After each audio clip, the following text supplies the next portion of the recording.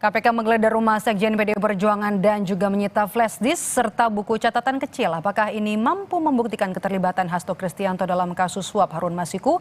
Kita bahas petang ini bersama dengan tim hukum DPP PDI Perjuangan Johannes Tobing dan juga peneliti Pukat UGM Zainur Rohman. Selamat petang Bang Yohanes dan juga Mas Zainur dengan Maidop di sini. Saya mau tanya ke Bung Yohanes. Pertama kali pada saat penggeledahan kemarin di rumah di dua lokasi dari kediaman Hasto Kristianto, di mana posisi Hasto Kristianto? Waktu dilakukan penggeledahan di rumahnya di Bekasi, Pak Sekjen ada di Jakarta, masih menjalankan tugas kesekjenan, masih menjalankan tugas partai, ada di Jakarta, Mbak. Ada di Jakarta ya. Menurut Anda apa yang mau disasar KPK dari penggeledahan ini? Nah, itu menjadi kebingungan kita ya.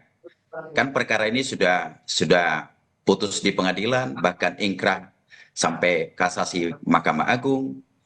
Orang yang sudah terpidana ini sudah keluar, sudah menjalankan kehidupan sehari-hari. Di seluruh persidangan sudah dipersidangkan, dipanggil bukti, disiapkan bukti, dipanggil saksi, dipanggil ahli gitu ya. Satu pun kan tidak ada yang mengarah kepada Pak Hasto ini terkait materi perkara di persidangan itu. Nah, tetapi kita juga bingung nih, sudah sampai 5 tahun perkara ini tak kunjung selesai. Nah, jadi kami memahami dari sebagai advokat melihat bahwa memang ini tidak ada perkara hukum, murni secara hukum di sini. Ini memang murni perkara politik gitu ya. Salah satu keyakinan kami bahwa kami sebentar lagi mau merayakan ulang tahun Partai PDI Perjuangan tanggal 10 ini. Kemudian dalam waktu dekat kami sedang persiapan untuk kongres. Artinya ada isu politisasi karena ini kasusnya sudah berjalan selama 5 tahun ya. Tanggapan Anda Mas Zainur? Ya, tentu kami menghormati apa yang menjadi bagian dari pembelaan Pak Hasto maupun tim kuasa hukumnya, baik itu di dalam maupun di luar persidangan. Nah, tetapi kami ingin melihat bahwa perkara ini justru harusnya sudah selesai di tahun 2020. Kalau tadi disampaikan di dalam perkara Wahyu Setiawan dan kawan-kawan tidak dijelaskan bagaimana keterlibatan dari Pak Hasto.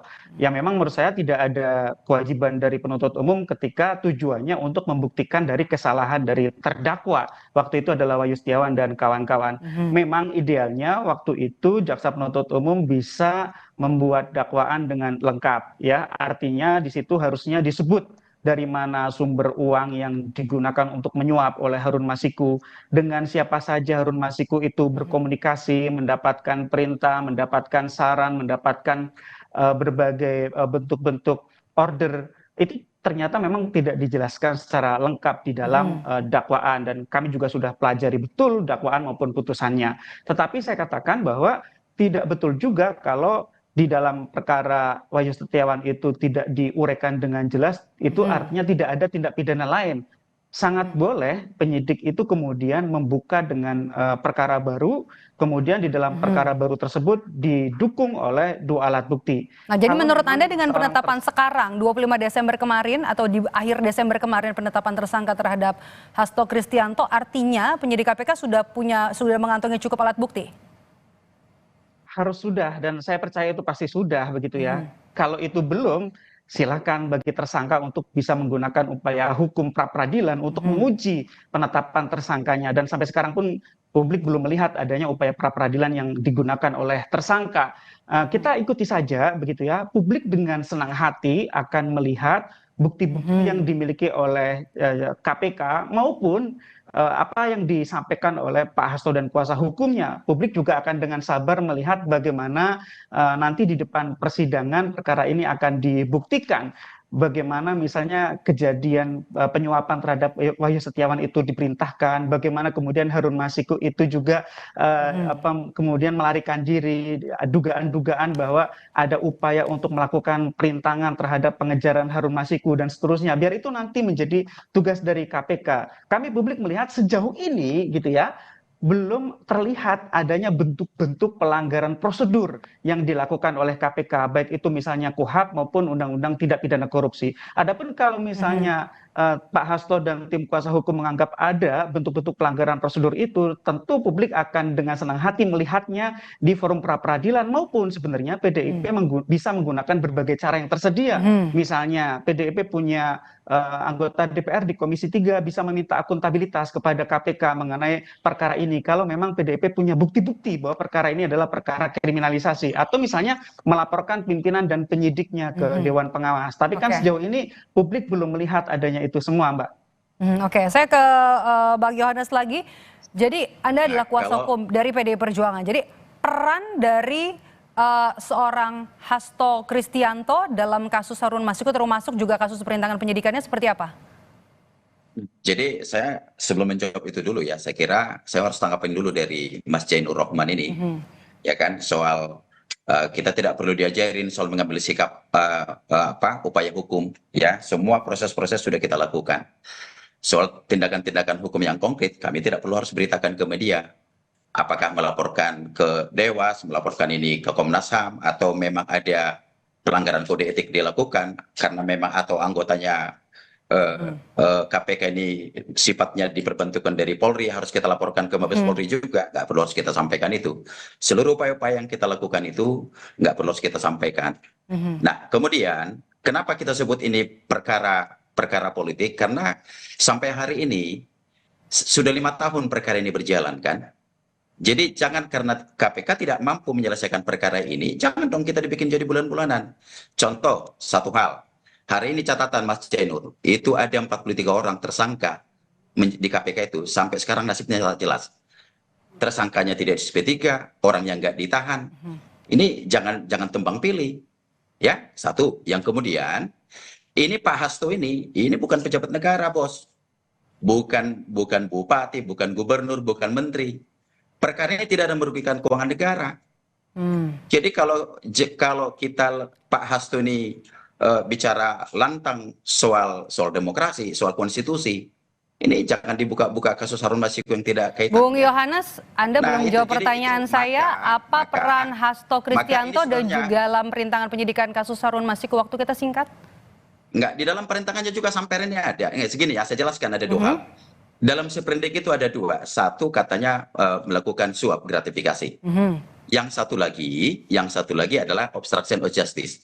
Ini 2 hal yang berbeda. Bagaimana mungkin misalnya Mas Hasto melakukan suap, tetapi di sisi lain dia menghalangi Harun Masiku? Ini nggak benar ini sprindiknya. Ini kan 2. Harus ada dong badan yang satu lagi. Ada Pak Hasto yang satu lagi. Nah, dari sini aja pun kita membacanya sudah berbeda.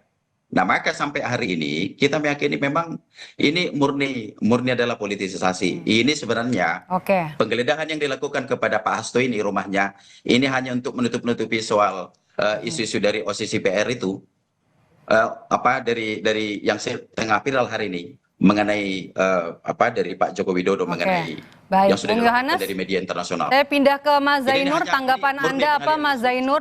Hasto Kristianto disebut bukan pejabat negara dan juga sprindiknya untuk menyebut Hasto terlibat dalam kasus Harun Masiku ini tidak kuat. Perintangan penyidikan, suap, itu tidak harus pejabat negara, penyelenggara negara, siapapun bisa menjadi tersangka pemberi suap, bisa menjadi tersangka perintangan penyidikan. Tidak ada kualifikasi harus penyelenggara negara di dalam Undang-Undang Tindak Pidana Korupsi. Beda kalau yang disangkakan adalah pasal 3 di dalam Undang-Undang Tindak Pidana Korupsi. Jadi kita lihat ini adalah suap.